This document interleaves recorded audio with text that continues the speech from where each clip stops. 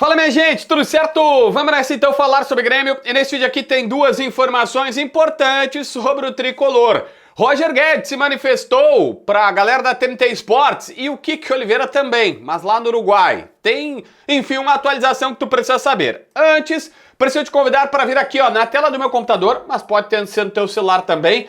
Tá aqui, ó, tá aqui na tela, é a minha própria conta, ganhando ou perdendo, eu sempre mostro aqui. Tem Palmeiras e LDU hoje. E olha esse odão aqui, ó. A LDU se classifica e o Alexander Domingues da LDU faz pelo menos 12 defesas. Ou seja, o Palmeiras vai tentar pra caramba, o goleiro vai se destacar, mas ainda assim eles vão ganhar. Tipo o Rossi ontem no Flamengo. Eu já fiz essa aqui, por exemplo, do Palmeiras se classificando e ter gol do Vitor Roque e do Flaco Lopes. Já fiz que o Palmeiras vai passar, já fiz várias aqui. Mas posso dar uma cercadinha, ó. É um odão. Se eu botar 10, vou sair com 70. Pronto. Aqui, ó, eu dei aquela famosa menegueteada. Sabe o que é isso? Pois é, quando tu dá a cercada. Eu já postei que o Palmeiras vence, que é o meu palpite. Mas vou colocar aqui, numa dessas a LDU passa e o goleiro se destaca, o que pode ser meio óbvio. Então, automaticamente, eu consigo uma grana. Salvo o dinheiro que eu perdi, ainda tenho lucro. É uma na KTO. Se tu quiser, para brincar, para te divertir, na descrição ou no primeiro comentário tem o link.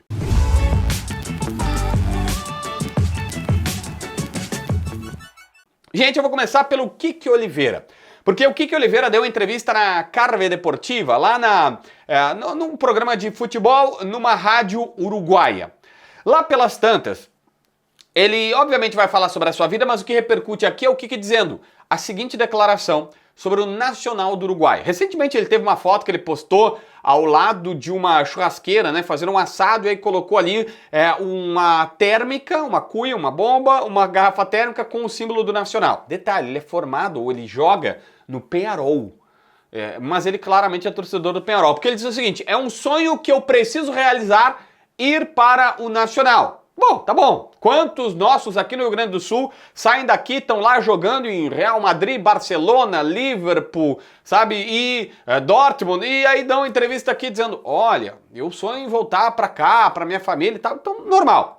Só que aqui começa o negócio. Vamos ver o que pode acontecer em 2026. Estamos tratando disso com o dirigente do Uruguai. Ele até cita lá um dirigente que ele trabalhou do Rentistas do Uruguai, que conhece, na verdade, desde o Rentistas do Uruguai, e diz que está falando com esse diretor. Ele foi claro, dizendo que ele está falando com esse diretor do time uruguaio, ou seja, do Nacional, tá? O Kiki Oliveira está dizendo que o que pode acontecer em 2026, estamos tratando disso. Todo mundo já sabe que o Kiki Oliveira quer sair, e que a direção meio que quer sair. O Grêmio paga 4,5 milhões de dólares por ele, e automaticamente, quando o cara chega aqui, vê que ele tem enormes problemas no extracampo. Chega atrasado, problema de treino, relacionamento péssimo, e dentro de campo também ele teve seus problemas. Mas o Grêmio viu vários problemas que não sabia. Esse é um erro grotesco. Se paga 20 e tantos milhões de reais num jogador e não sabe o bastidor dele. Mas é a real que aconteceu aqui. É um erro do Grêmio e do próprio jogador. Bom, dito isto, todo mundo sabe que ele quer sair.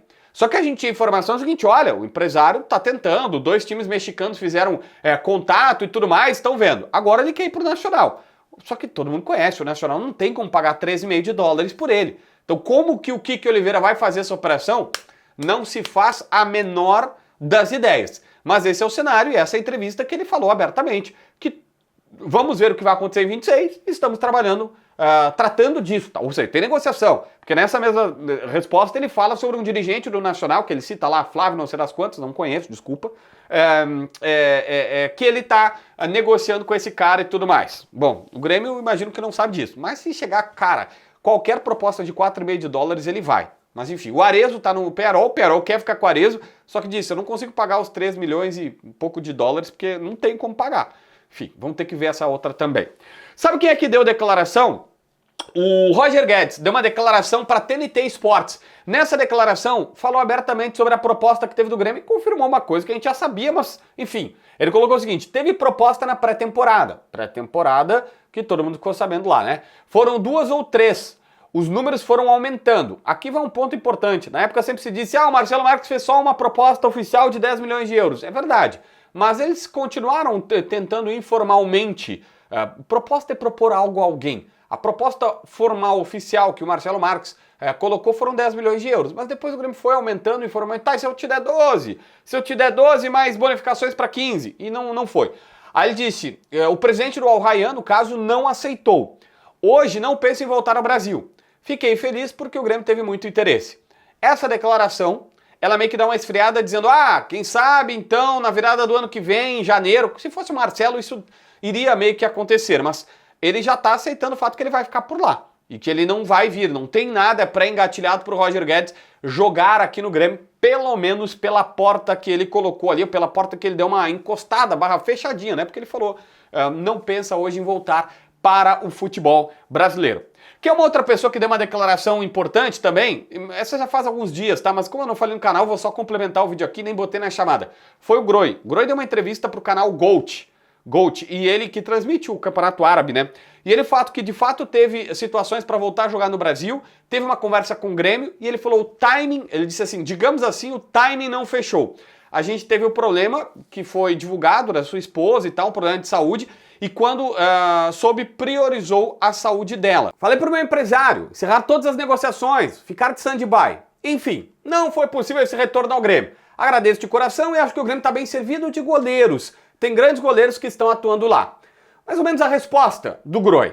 Para mim, a leitura que eu faço não é nada mais do que isso. É mais ou menos o seguinte, o Groy estava livre, queria vir para cá, a direção, sabendo que tinha já 2 goleiros que tava, né, tipo, pô, tem o Volpi, prometeu atuar, o Grande já tá até querendo sair porque não atua, não tava muito na de contratar o Marcelo Groy, mas fez um movimento ali de, tá, ó, Groy, quem sabe assim, uma proposta daquele jeito. O Groy, obviamente, viu que não existia um grande interesse, tinha o problema familiar, pelo amor de Deus, esse problema existe e tudo mais, e disse, cara, não vou falar abertamente, não vou expor ninguém, vou ficar na minha, e aí, cara, quando teve uma proposta da Arábia, disse, vou pra Arábia e não vou insistir. Por quê? Passado o problema familiar, o Grêmio poderia ter voltado a conversar com o Grêmio, poderia ter dito, Grêmio, vamos voltar a conversar? Não, ele recebeu a proposta da Arábia e foi lá. O Grêmio não insistiu, o Groy também não insistiu, nenhum dos dois estava assim, por avançar, e aí, velho, ficou meio que acomodados as melancias desse jeito. É a leitura que eu faço desse caso, porque ele é bem específico.